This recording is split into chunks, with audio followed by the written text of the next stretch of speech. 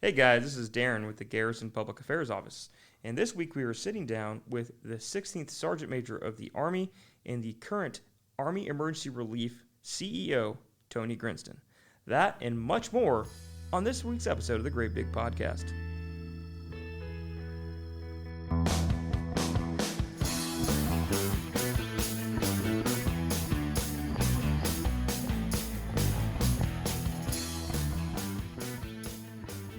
Hey guys, welcome back. We're back with the Great Big Podcast, and we're sitting down with the current AER Chief and former Sergeant Major of the Army, Tony Grinston. So, Sergeant Major, great to have you on the Great Big Podcast. And we have Sean and we have Eric here, and we're talking AER as well as just general advice for those that call Fort Cavazos the great place home, and for soldiers anywhere around the United States and around the world listening. So, Sergeant Major. No, thanks for having me, and it's really good to be back to the great place. It's been just a little bit. I've had several trips out of here as the Sergeant Major of the Army, so it's always nice to come back to a familiar place, especially after you retire. It's always great to be with soldiers, so thanks for having me. And what brings you to the great place, Sergeant Major? Well, a couple of things. We've got some Army emergency relief that we're trying to do. We've got our campaign going on. Starts on 1 March, ends on 14 June. So the active duty campaign's running, so we're doing a little bit of Army emergency relief, sprinkling a little professional development. So I was down with Army Futures Command. We did a professional development with the software factory. Then I went to Texas A&M and the Corps Cadets. And, you know, it's really hard to get a guy from Alabama to stand on the campus of Texas A&M. I held my own. You only need one Roll Tide fan with Texas A&M. But now I can say that now that I'm not there. But so I did a little bit of professional development, and then the rest of the time talking AER. Just finished a PT session this morning with some soldiers. They volunteered to come out and just kind of spend some time, had a few professional development questions. And then my favorite part is walking back, you know, here's some random old guy walking down the street, and this young woman goes, "Sergeant Major, can we do a TikTok?" And I thought she was joking there for a minute, and it's like, what? And then our marketing director goes, "Hey, your thing's on video." And she goes, "Yeah, I want to do a TikTok." It's like, so impromptu, just stop your car in the middle of the street kind of moment. So that's kind of what I'm doing here, is just for random TikTok videos. It's all about content creation, Sergeant Major. That's what drives today. Later on, we have the fireside chat where we get a further opportunity to talk AER and all the great things that the Army Emergency Relief Program is here. I know both myself and Eric have seen the amazing things that AER is doing or has done as well to support our soldiers and our families. Eric, what have you seen in your career with what AER has done? As far as AER, like me, myself, I was personally impacted by AER. I was a young private, and there was like a transition in a PCS, and I had a discrepancy with my pay, and so I wasn't getting paid right. And my squad leader at the time, like one of the first things he did after we went through all my finances, make sure the issues weren't on my end, went through all that stuff. He took me down to AER, helped me get all those forms filled out with the people down at the AER office. This was like almost 20 years ago at Riley. But we got all that stuff taken care of, and they got me some cash, and I was able to, you know, make it through that period of, you know, being without, and took care of my wife at the time and my one kid that was on the way, and we got everything squared away, and I was able to get that money back once my pay was cleared up. But I mean, for me, I personally got to see like how this particular service, like that the Army is there to help me with, like how that affects you directly. And I mean, it saved me from getting in trouble, not being able to pay some bills and putting food in my refrigerator. So for me, AER has always been one of those things that I've kind of kept in my back pocket as like, I know this works. I know what this is, and I'm glad it's here. 100%, yeah. It's just been tremendous to see, because many suffer in silence. You know, even this doesn't just affect junior soldiers. I mean, AER can benefit, you know, anybody within the service, and it's amazing to see that face of relief come over a soldier's face when you see that, hey, we understand you have an issue, and we're here to help you and assist you. Whether it be an unsuspected bill, a travel cost associated with a death in the family, or death of a loved one. I mean, it's we've seen the gamut, and you personally, Eric, have been affected and benefited from the AER program. So we've been hitting social media hard to ensure that the campaign gets out there, and had the proclamation signing and everything else. We'd love to hear your feedback as well. If you've personally benefited from AER and would like to share your story, please reach out to forcavasospao@gmail.com to share a little bit about your personal impact story, so then we can then also share with the AER program. So busy schedule, Sergeant Major. Busy schedule. Yeah. From AER, PT with soldiers. How was the PT session this morning? It was good. It was great. So, I've prided myself with doing exceptionally hard PT, for a long time. So we had a lot of fun this morning. So I guess one of my famous stories, I was a Force Commissar Major, and General Abrams says, hey, I want you to put together a PT plan for, the senior leader conference. Like, sir, are you sure you want me to do that? So, I only have one way to do that. And so at the end, when somebody was like falling out, they're like, get an ambulance. I'm like, maybe it's a little too hard. But PT was great. It's always a joy for me to spend time with soldiers. And I had a couple come up to me afterwards and said the same things. Like you said, they just had wonderful stories about AER. And it was just like I said, it's great to spend time with soldiers. So the PT session was great. Yeah, I think I was actually there, Sergeant Major, at Fort Bragg when you implemented that, and it actually reached the division headquarters because that's where I was at the time. I just remember you showing up for our division runs as well, and people were like, "Oh God, Sergeant Major's here!" Oh my goodness, he's gonna run us down. Yeah. I could always tell when people changed their PT plans when I would come out, because the soldiers in the back of the formation's like, I don't know why we're doing this. We were supposed to do sprints, and all of a sudden we're running 5 miles. And that's because you're here. So they'll rat you out in a minute. It's like, hey, and then of course they get yelled at because I was really adamant that you shouldn't change your PT plan for just because anybody showed up. If you had a good plan, you shouldn't have to change it. So it's all. So you said it's been a little bit of time since the last visit to the Great Place, Sergeant Major. Were you ever assigned to Fort Hood or Fort Cavazos? No, I was not. I guess I spend most of my time bouncing back and forth between the 18th Airborne Corps units and then overseas. I did Europe, Italy, and I'd go from, at the time, Fort Bragg, then I'd go to, somewhere overseas, usually Germany, and then I'd go to the 10th Mountain, and I'd go back to Germany, and then I'd go to 101st, and I'd go, so I bounced around there for a long time, then hit Fort Riley and JBLM, but I was never here. But I've got several trips here as the Force Commissar Major, and from Fort Riley, Corps headquarters is here, so it's like, come on out, come, you have to come pay homage to the Corps when you're. I crawled all the way from Fort Riley, and then when I got to the Great Place, on my hands and knees, I bowed 3 times and then entered the gate. So it's not true, but several trips out here, but never stationed here. Well, welcome back to the Great Place, Sergeant Major, first and foremost. It's great to have a senior leader from the United States Army that is now involved in one of the most pivotal programs that our Army can benefit from across the formation, just not specific, types of individuals. Like this is another Army-wide program that has significant impact, as we've discussed. What impacts have you seen throughout your career before becoming the AER chief to actually see and influence what you do now in your current position? Oh, I just seen all those stories. It's right there. Young family, PCSs can't get money, and pay doesn't go the way it should be. Or you can say, oh, all Army pay gets done right. Now, that's not true. My favorite story is my own. Is like at one point, as a sergeant major, I got a no pay due. I didn't need an AER loan, but it actually happened. I was like, oh, that's neat. I'm not getting paid, so that's awesome. So I've saw soldiers going on emergency leave. I've seen loans. I've seen grants. It just happens over and over and over, and year after year. It's like, oh, of course, if you need help, go to AER, and that's why I love my job so much.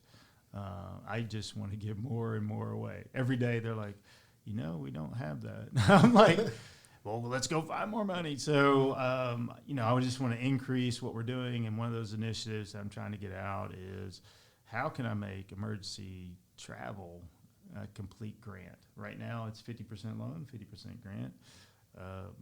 My goal is to make it 100% grant. And I can't think of a better way to do that. You know, emergencies are middle name, so let's make that a full grant. You're going through such a hard time. You know, something bad happens. Usually a close relative has passed away. Let's take that stress of buying a plane ticket, a hotel room, not just a loan, just here's the money. Go take care of your family. That's kind of one of those things of what we do, and that's why I love it so much. And, you know, I'm living the best life. I thought, you know, greatest job on the planet was the Sarbanes Army. But I think I found my second calling is this, because I truly love what I do. Yeah, I think that's, you know, because coming from your background, Sergeant Major, that's what makes you the buy-in, as we all heard, that, you know, if you enjoy what you do, you never work a day in your life. It's always been, I mean, being in the airborne for me was my thing. Like, no matter how hard the day was, I'm like, at the end of the day, I'm like, well, you know, I'm a paratrooper. And then at the end of the day, you look at it and you go, wow, I'm helping the force as a whole with some critical, like the same thing, making that 100% grant.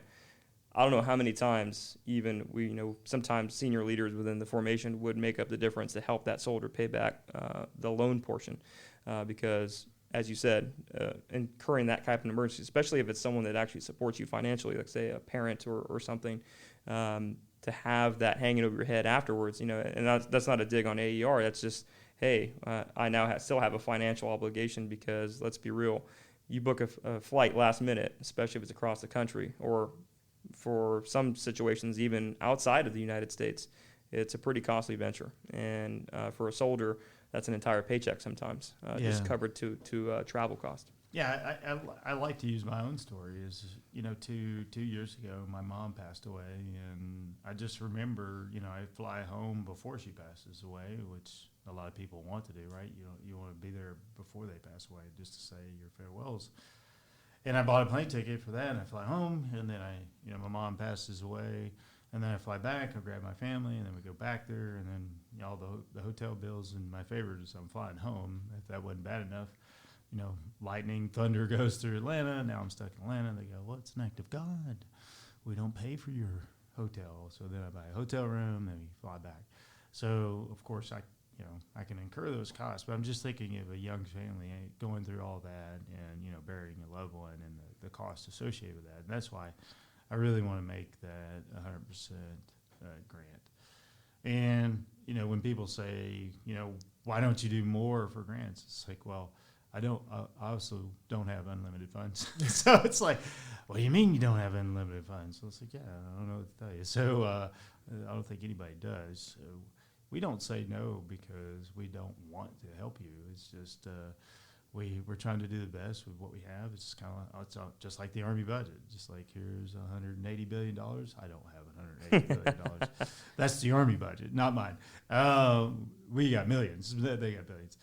But they're still also trying to manage all these things in the Army. You know, they want new barracks. You want to pay your people. You want to pay your people more. That's all of what they're doing with that budget. And they are just very similar. We're trying to manage the money that we have, and we're just trying to do as much as we can with it. And normally I like to say, you know, do you think I love soldiers? You know, it's like, yeah, after 3.5 decades, I love soldiers. So that's why would I come work for AER? Do you believe that I'm going to do everything I can to help you? Yes. Okay. So for those, every time somebody gets told no for an AER loan or something, you know, I get I hate AER. We will never give to AER. And I go, okay. But you do understand that when you do that, that's just one less person we can help. Right. So it's like I don't think a lot of folks really look at it like the AER thing. It's not a handout, and it's not like endless money is coming from somewhere else. This is other soldiers putting into this pool to help out other soldiers. It's like an extension of leadership, right? And as a leader, like, I always wanted to help out other guys. Obviously, you want to do that, and that's why you're where you're at. So, I mean, other people need to see it that way too. Yeah, and I do want to talk about this, you know, because everybody goes, well, you have this endowment for all this money. I said, okay. So here's the thing. Last year, we took in $11.5 million in donations, 11.5. We gave out $21 million in grants and scholarships. So $12 million in grants and $9 million in scholarships.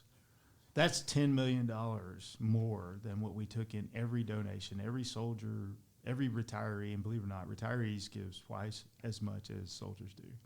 So, and then we go after those other donors, corporations. Total still 11.5.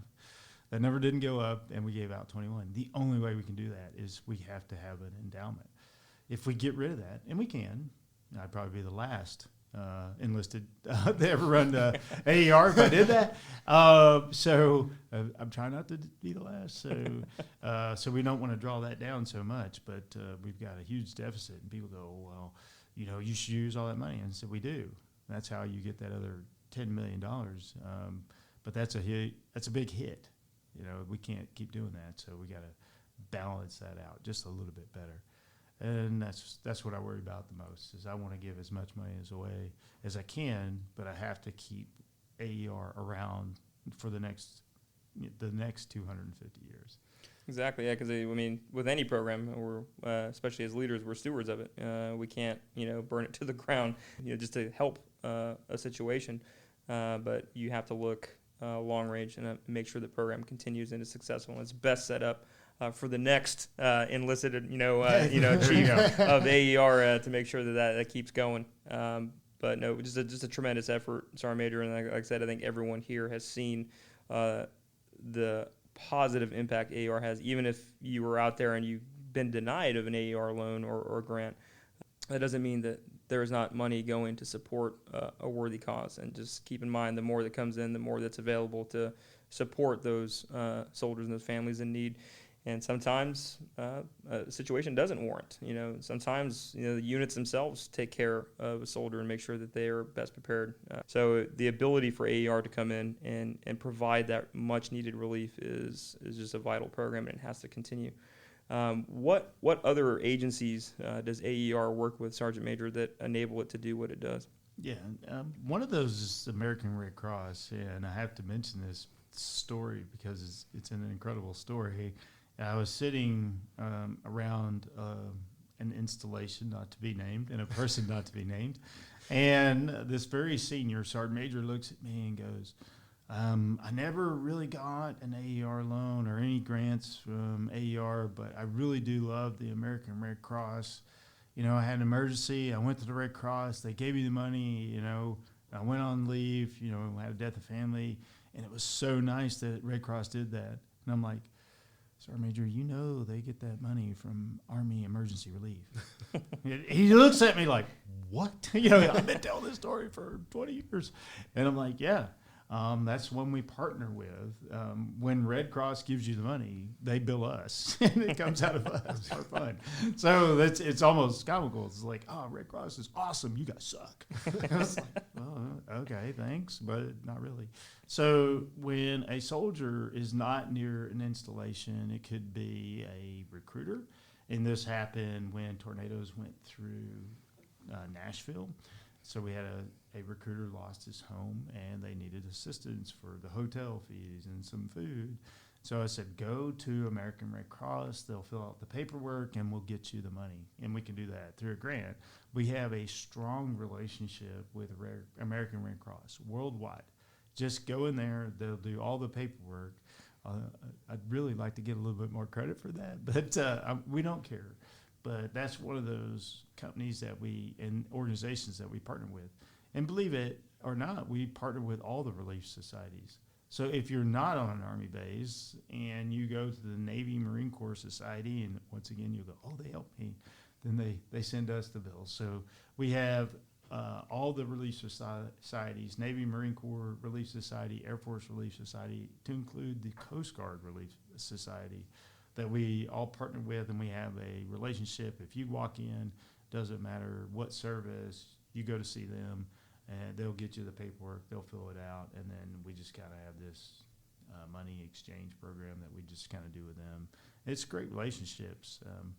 But we don't just try to stick within American Red Cross or the relief societies. We try to go out and branch out too. So one of the ones that actually came and reached out to us was the Bob Woodruff Foundation. Oh, wow. So Bob Woodruff was a news correspondent and was wounded, and he wanted to really get back. And then him and his wife are the founders of this foundation. So when tornadoes go through Fort Campbell, they said, how can we help soldiers? And they reached out to us and said, hey, we would like to help you out with some funds as long as it gets to soldiers. And I said, all the money we receive goes to active duty soldiers and their families, and we do National Guard and Reserve if they're on Title 10 orders over 30 days.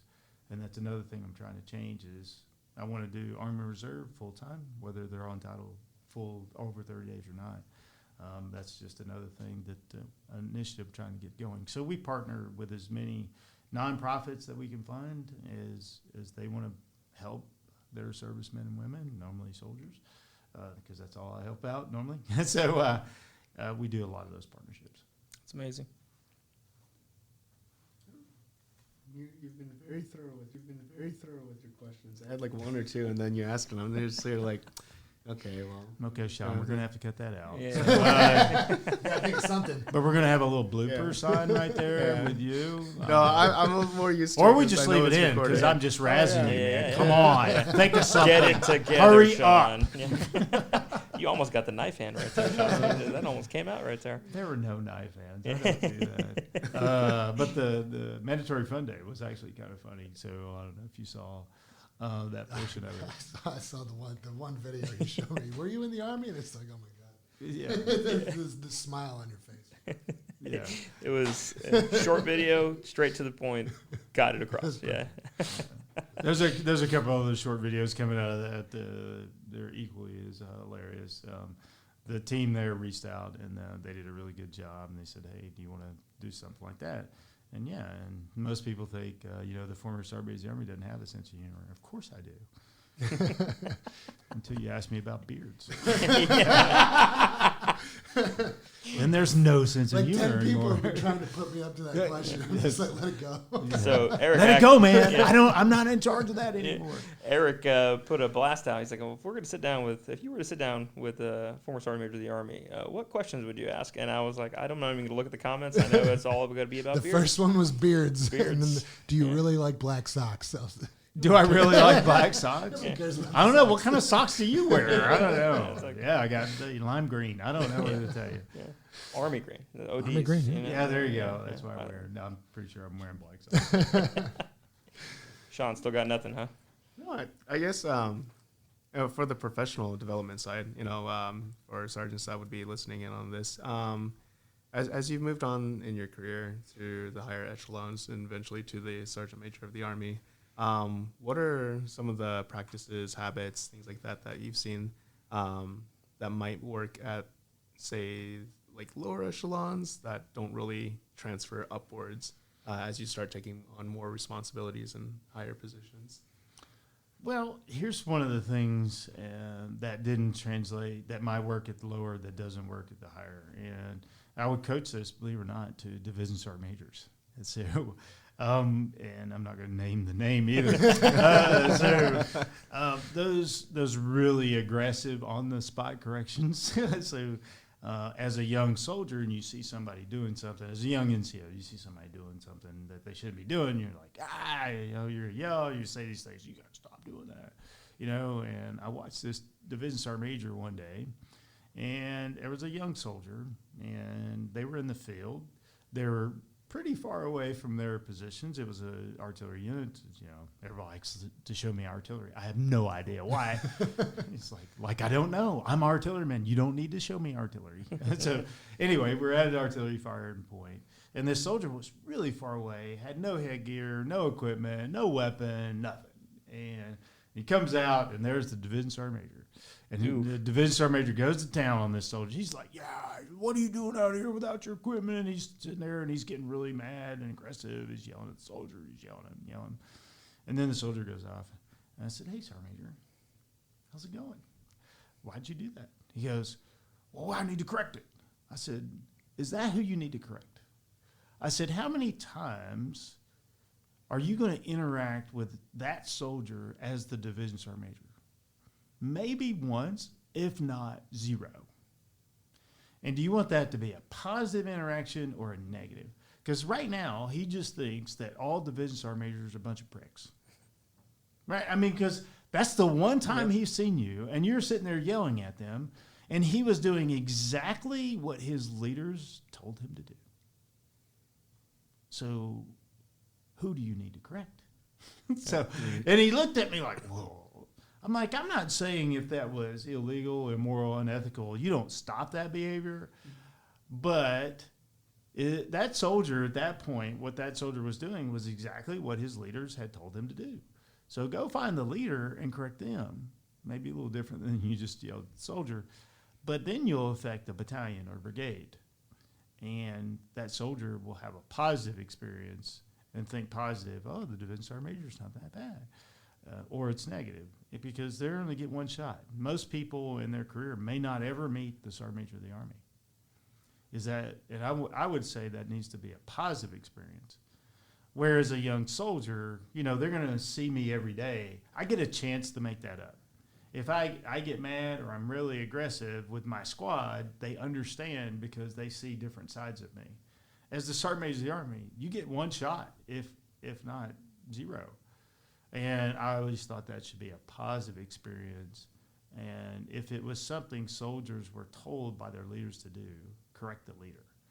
And that's kind of the lesson, I would say. The higher you go up, those less those touch points are. And you can be a little bit more direct with those you interact with daily and less direct with those that you don't interact with daily. Yeah, I think that's it's pretty solid because I think we've all seen the reverse side of the coin, right? Is, you see a senior leader. I'll share mine with it's a very similar vein. And you're running away. Yeah, there's the brigade sergeant major. I'm going the other direction. I've seen, I was just a captain. I saw people nearly put themselves in the light poles to avoid saluting or avoid eye contact with commissioned officers or senior enlisted personnel, especially with the sergeant major. Everyone's afraid of the sergeant major. I think it's maybe they watched We Were Soldiers too many times and they got the Basil Plumley effect. They want to avoid that conversation, But I watched a military policeman come out of the 82nd Airborne Division headquarters. And I had my first day working in the division headquarters, and the CG called me, flagged me down. Hey, D, what's going on? Hey, sir, all the way. So, he just got done PT. I just got done with PT. And I watched this military policeman come out, and he had the flash of his beret completely parallel to the marching service. And I watched this GO look at me, and he looked at the MP. MP comes right between us, and he goes, hey, why are you wearing your beret like that? And I'm trying to communicate through telepathy, visual cues, interpretive signs that the person he was speaking to was a two-star. If he couldn't see it was right by his parking space, you could see commanding general. But this GO very busy man, took the time out of his day to talk to him and respectfully address him. And even though the badge was inverted, he could not see the badge, and then also the 2 stars on his sweater were covered.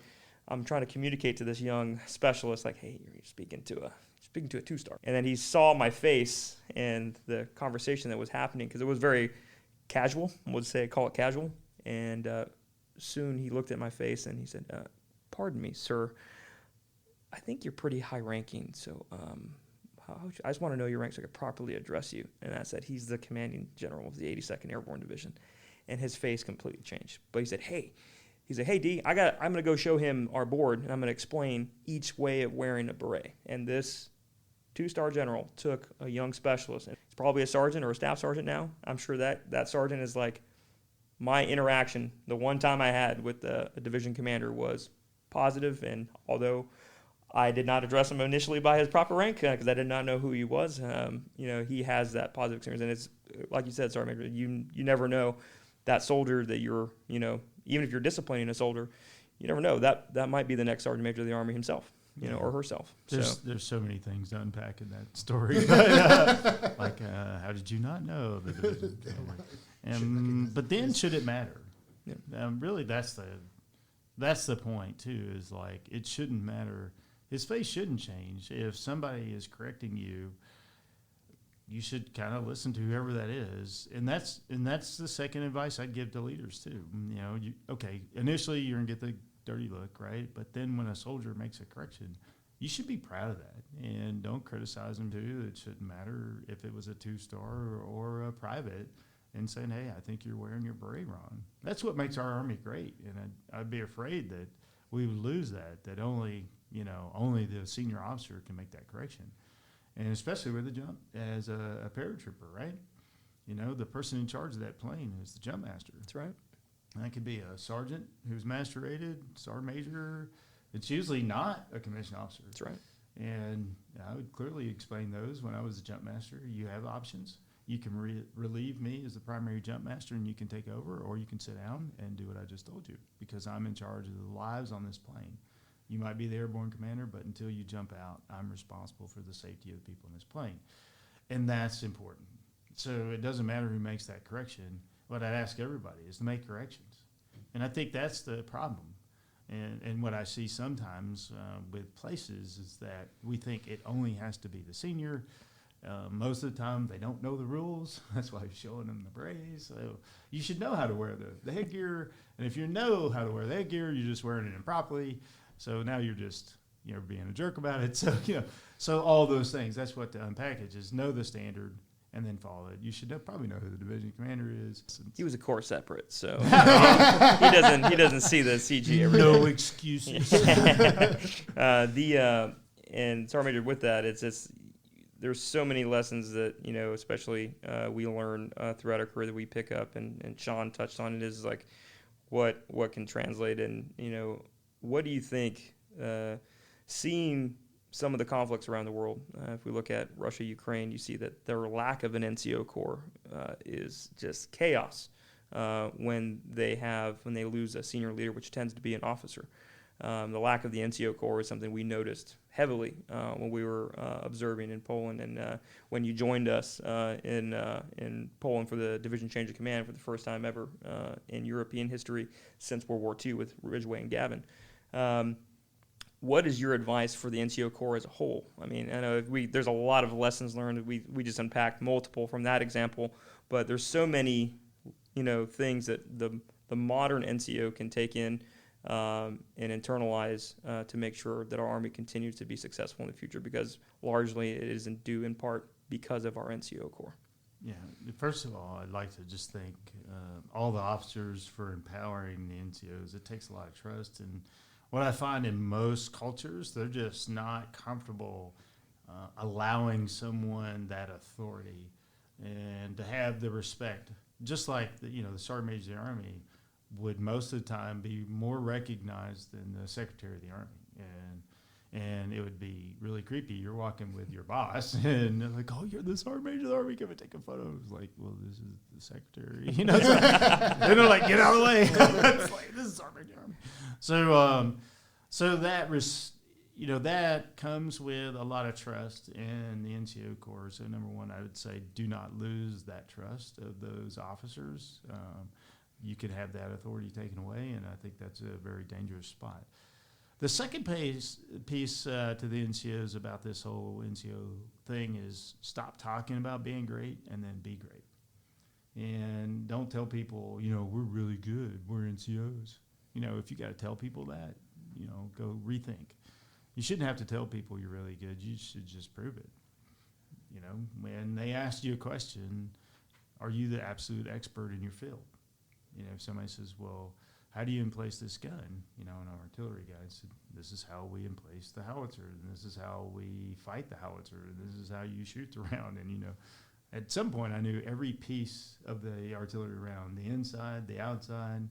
I knew how a fuse worked, and anybody that would challenge me in my knowledge in artillery, I would challenge anybody in the world at some point. I'm like, you do not know artillery better than I do. And I would challenge that. It's like, well, how can you drop a fuse? I said, well, because the fuse is not armed. It takes centrifugal force that pulls a little pin out and it arms it. And so when it does land, it will explode. But until that pin comes out, it shouldn't explode. You can drop it all you want. How did you know that? Well, I'm the expert. I'm an artillery. I don't know what to tell you. I dropped it 40 times. Yeah, or I dropped it 40 times and it didn't kill me. I'm very clumsy. Okay, I didn't do any of that. Maybe I did. So that's a lesson though. Is don't tell people you're great. Be great and prove it by your knowledge, your physical fitness, and your mental aptitude.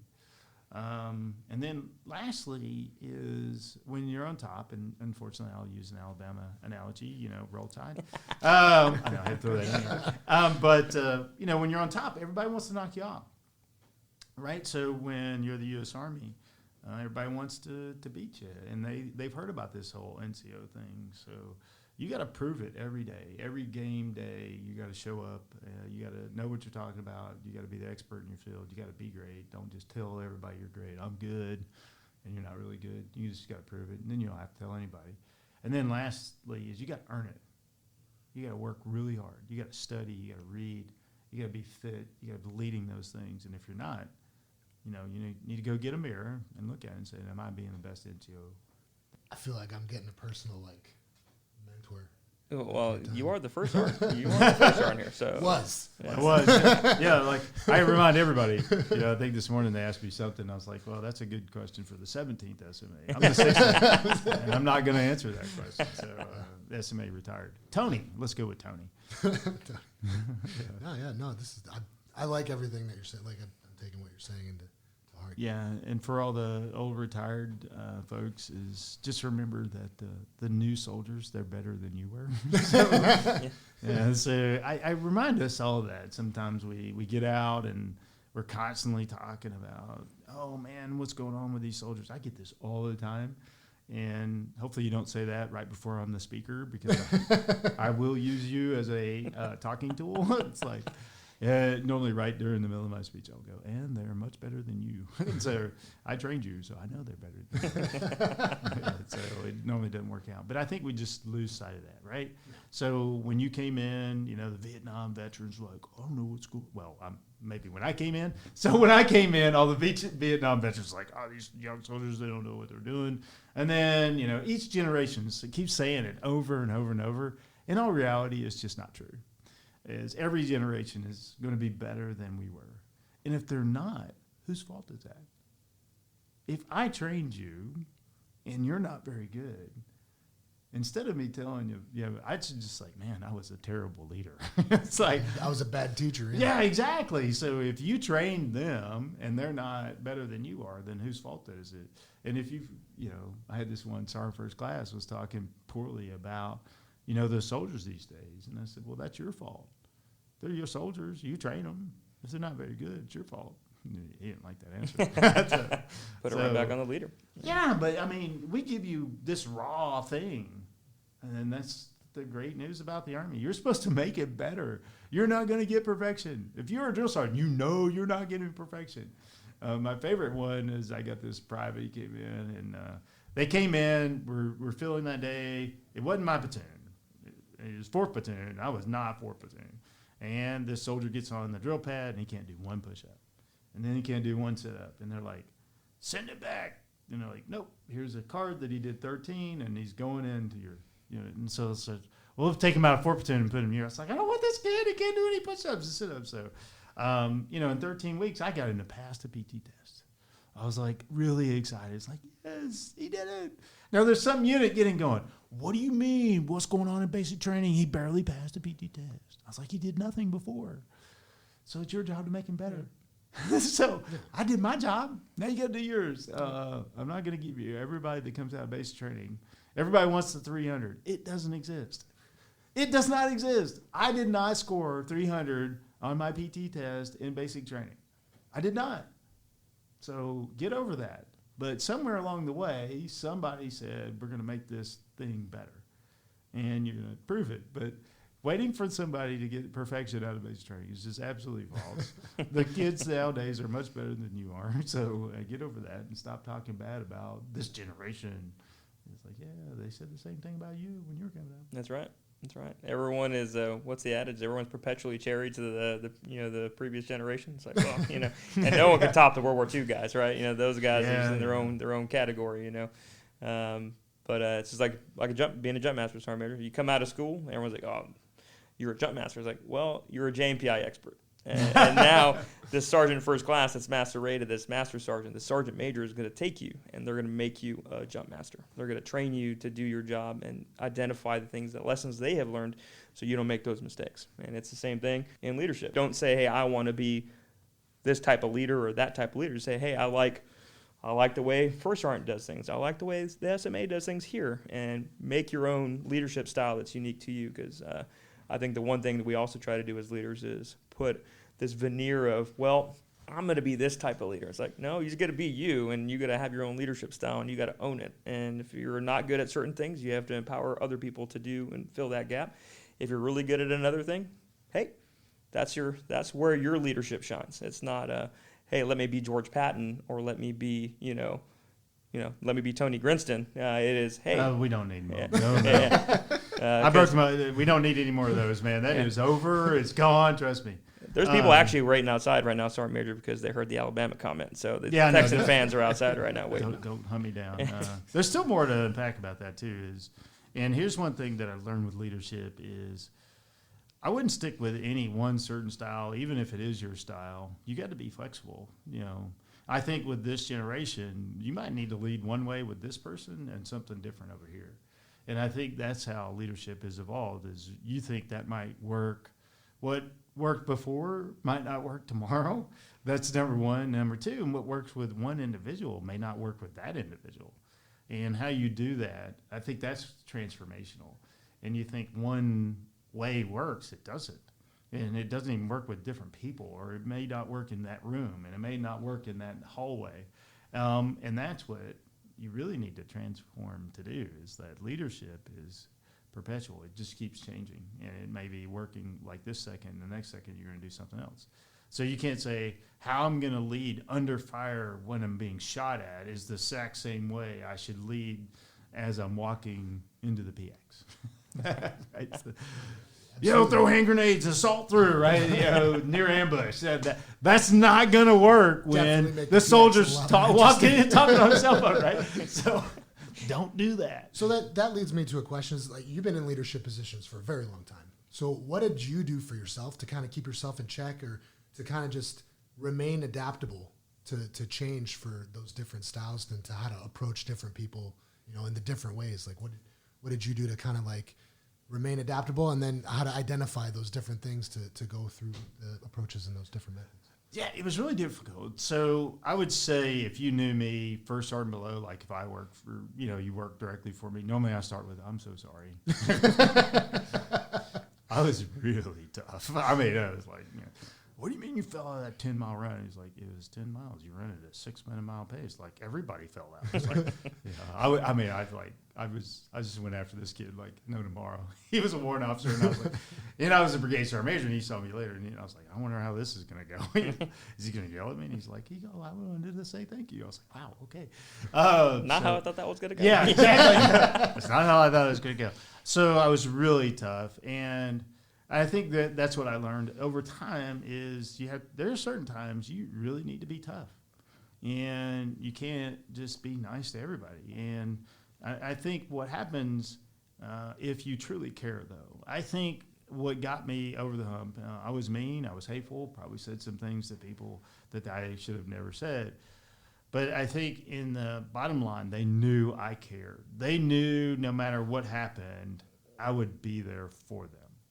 And they allowed me some slack. And I think when people think you don't care and you're a prick, that's when you're getting investigated and you're going down. So they're waiting just for something to get you out. Just like, yeah, you don't care about me and you're just hateful. I think that's the recipe for disaster. But I think as soldiers, as you evolve as a leader, at the base of that, no matter where you're at, sergeant major of the Army to private, show that you care. And I think that's what got me through as a sergeant major of the Army. My inner circle knew that I cared about them, and believe it or not, at one point I said, I'm going to go to your house. They're like, what? I said, yeah, I want to see where you live. I'm like, but you're the sergeant major of the Army. I said, yeah, I am. It took me like 4 hours. One lived in like Maryland, and of course one lived out like next to Richmond. I was like, geez, I didn't know that. But maybe I wouldn't have done it. But no, it's not true. 195 is always a battle. Yeah, no, it was awesome. But those are the little things that, I still did. I did that as a first sergeant. I did it as a sergeant major of the Army because I thought I should know where my people live and I should care about them. So I think that's kind of what I learned over time is you do have to evolve to the individuals that you have. Some people you can yell at, and there may be times to do that. You're like, what do you mean there's times to yell at people? Yeah. Unfortunately, this is a true story that, I was down, I was a first sergeant, and bad things were happening. They called me out, and I come down, And we only been in combat for like 4 days. And I'm the only one that knew the route, you know. And so I get down there, and this guy is yelling. He says, "First Sergeant, First Sergeant." And I go run over there. I'm like, and of course I yell at him, "Get the hell away from the RPG."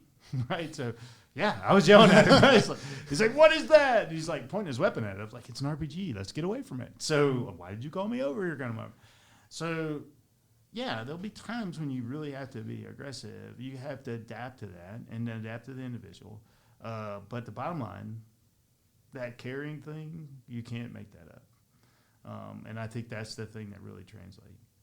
Sergeant Major Army, all the way down to Sergeant Grinston. So, anyway.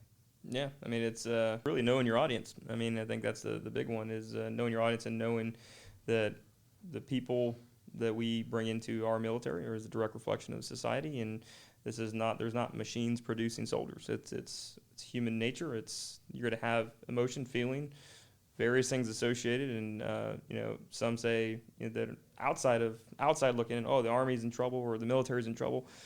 I talked to Vincent Speranza before he passed away. I asked him a very candid question. I said, what do you, as a World War II veteran who listened to the attack on Pearl Harbor on a radio in your house in New York, to watching what you see today, generationally, what are your concerns? Are you concerned that if the balloon were to go up and the call were to be made, much like World War II, where you're not just a volunteer army, but people are being called to serve, whether they like to or not, do you think that they would be the same response?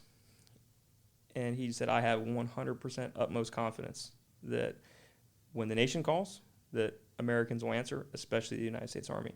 He said his biggest hang-up was merely that history wasn't being focused on. He thought that World War II history has kind of been relegated to books and not really discussed, and some of the patterns are emerging again. And I see a correlation. You can see it across Europe right now, and other threat actors that are around the world, that it looks very similar to what the conditions were before a large-scale conflict with World War II. But his utmost confidence in being an American and having that tie-in to if the nation called and the nation needed a response that society would produce, and then leaders that are currently in the United States military would be able to take that product, like you said, Sergeant Major, and mold it into something that was, a conducive product for military service. And I want to believe Vince Brown. I don't know what your thoughts are. So I know that there's people saying that there's, obviously we are in a bit of a recruiting crisis a little bit for the United States military. But what do you think going forward for the Army, what we look like going in for the next 10 years?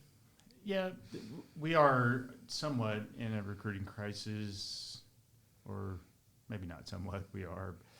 And I think part of it is we just kind of lost our narrative. And unlike World War II, he was listening on the radio. Now it's social media. You get real time or unreal time, information all the time. And for those that are listening and that haven't watched the Netflix called The Social Dilemma, is that what you're getting fed is all in your same narrative. Back in World War II, it was more information. It was actually news and not your news. So now you're getting your news, and I think that's a little bit of the difference. And then people actually believe what they're seeing because it's on the internet or it's on, my news feed. But all you have to do is click on something once, and then they just feed you more of what they think is your interest.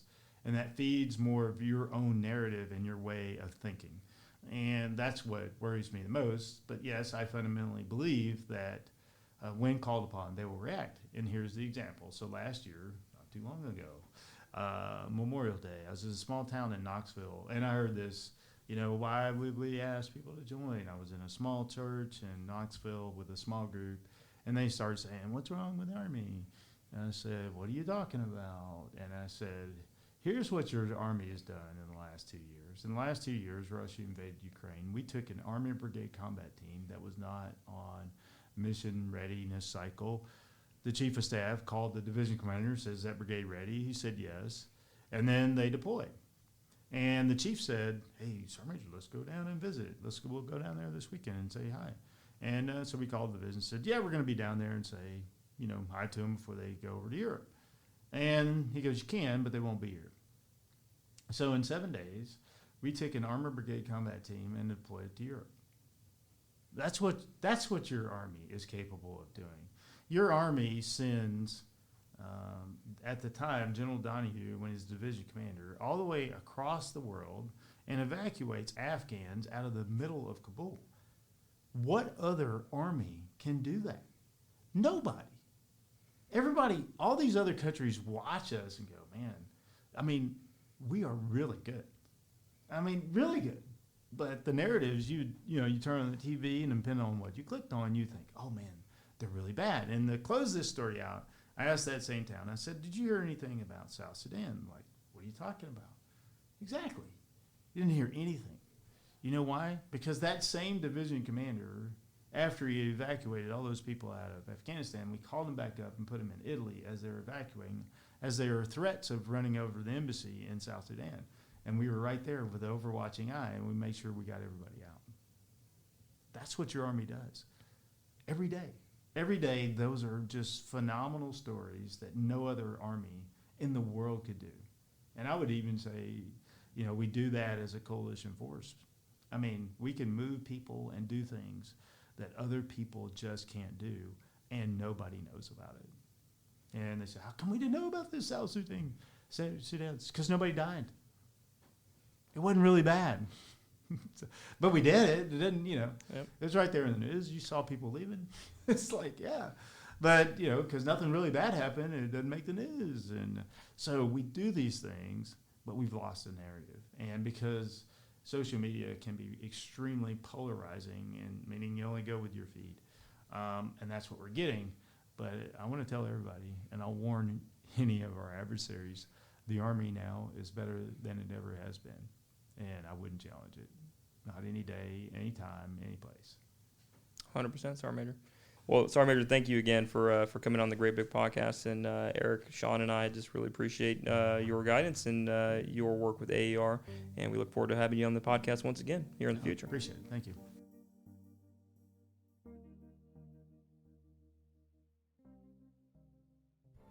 Flash floods in central Texas happen within only a few hours of rain. Every year, more than 80% of flood fatalities involve vehicles, and about 10 people drown in their vehicles each year in Texas. Vehicles of every size can lose control, float, and roll over in flood conditions. Is taking the risk worth it? Is it worth the risk of leaving loved ones behind? Overconfidence kills. Don't drive through floodwater. It's not worth it. All right, guys, welcome back. I'm sitting here again with Sean and Eric, and wow, what a great conversation we had with the current Army Emergency Relief Chief, as well as the former 16th Sergeant Major of the Army, Tony Grinston. What do you guys think?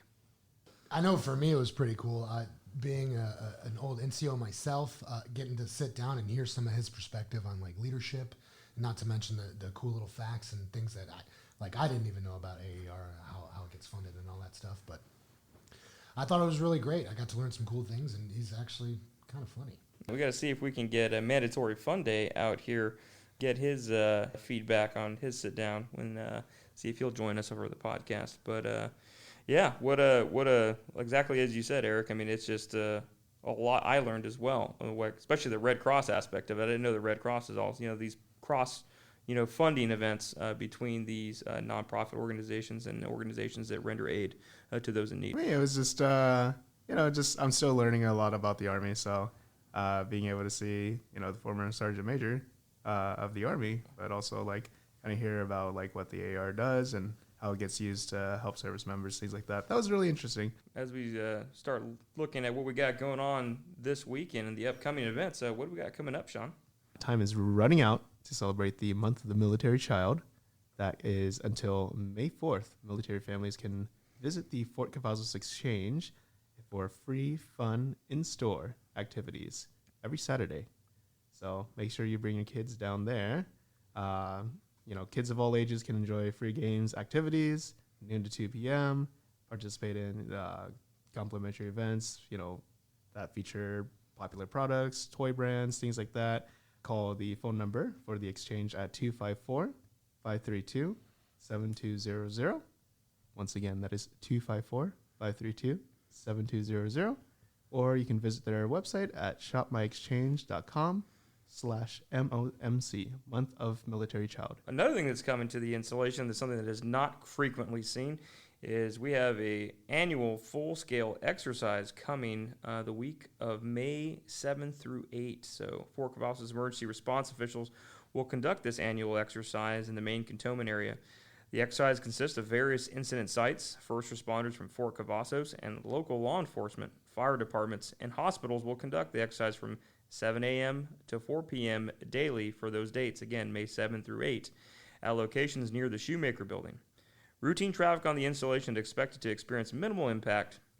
During the exercise, traffic control measures will also be implemented in the vicinity of the incident sites, which may result in minor delays. In addition to the emergency response vehicles and personnel, visual or audio effects may be observed in the incident area and at local hospitals. Fort Cavazos soldiers serving as role players may be seen leaving posts in emergency vehicles, imitating casualties with mock injuries and wounds cosmetically engineered to convey a realistic appearance. Emergency response vehicles will be transporting those soldiers to area hospital emergency rooms to, again, exercise the capability of the installation to respond to incidents. In the event of an actual emergency, exercise play will immediately halt and emergency personnel will respond accordingly. So again, this is just a rehearsal. So if you do see something or hear something in the Shoemaker building vicinity, again, just consider that to be an exercise. If you see something else on post, be sure to dial 911 and report it. But wait, there's more. Oh, man. The Fort Cavazos Education Services Division will host a college, credentialing, and career fair at the Soldier Development Center on May 16th from 10 a.m. to 2 p.m. Soldiers, their family members, retirees, and civilian employees are welcome to attend.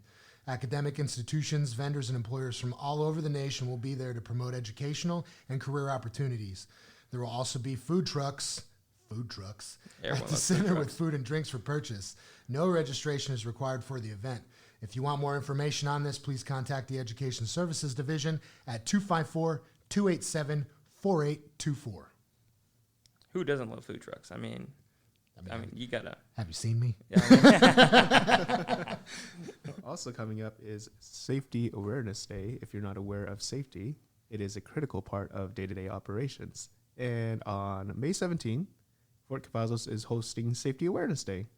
So that goes on from 8 a.m. to 4 p.m. at the Phantom Warrior Stadium. Translation there is 1,800 to 1,600 hours at the Phantom Warrior Stadium. The 3rd Armored Corps Safety Office will provide critical support of the event that includes several safety and health-related demonstrations that seek to reduce injuries, fatalities, and other incidents that may impact morale, welfare, and readiness. So make sure you tune in onto that. Yeah, we, sitting down with the safety office and discussing this event, it's going to be awesome. There's various activities you can actually participate in, including the infamous drunk goggles. That's always a popular item amongst the Safety Day events. But you've seen previous events as well where there's been demonstrations of police vehicles and other emergency vehicles and various other safety-related activities that, again, focuses on keeping our installations safe here at the Great Place. In with that as well is another application or capability that is coming to the Great Place is the My Army PCS app. I know there's a lot of applications out there between the Cavazos Connector, My Army Posts. We now have the My Army PCS app, which is a customizable app that enhances users' permanent change of station experience. It helps users prepared for their PCS leave during and after their PCS report date, and is also a knowledge-based information tool, including topics such as entitlements, move types, resources, and even claims. Additionally, users can talk to a live agent at the Army Personal Property Call Center during your move. That's big. I mean, man, I've done a lot of PCSs in my time. Wish I would have had this app and this service available to me. Download the My Army PCS app at the Apple App Store or Google Play Store. So go ahead and visit those common application sites to actually get that application and use it when you need it, because the season is coming up. But that's a lot of cool stuff coming in station. That's just some of the events coming up here in the month of May as we transition out of April. But what are you guys doing this weekend? I mean, it's going to be a busy week this week, but what are you guys doing this weekend? Listen, Saturday is Star Wars Day. What? Okay, and that is sacrilege for me. Oh, right? man. I'm going to be that dork dressed up in my Mandalorian armor at the comic book store. laughing with little kids and taking pictures and doing fun stuff. So that's happening. That sounds pretty epic right there. What are you doing, Sean? Well, me, I'm going to the Denver area. I'm just gonna go hiking, enjoy a little bit of nature, and explore the city. I used to always go around there when I was growing up around South Dakota. So Denver it is. Awesome. Well, I'm going to drive up to Dallas because upcoming this weekend is actually going to be my buddy Don Graves' 99th birthday. Don Graves is one of 2 surviving Iwo Jima flamethrowers from World War II and that made it through the war, and he is just as spry as he was back in the 40s. Did you just say flamethrower? Oh, yeah. Oh. Yeah, can you imagine? I thought my rucksack was heavy. Can you imagine carrying a fuel cell? Carrying some tanks? Yeah, I mean, that is and he has some pretty epic stories of just perseverance, and he always shares those stories with those that attend these events, whether they're attending the monthly roll call events over in Dallas or simply going to breakfast. He will come out and sit with anybody and tell them a little bit about his experience. So if you're listening, Don, happy early birthday, and looking forward to see you this weekend. Busy week and a busy weekend, y'all. So be safe as always, and thank you for listening. And don't forget, always tune in every Monday at 5:30 in the morning, right as you're driving to work or getting ready to start your day here at the Great Place, and tune into that great big podcast and get to hear a lot more fun and exciting stories coming here soon. Thanks for listening, y'all.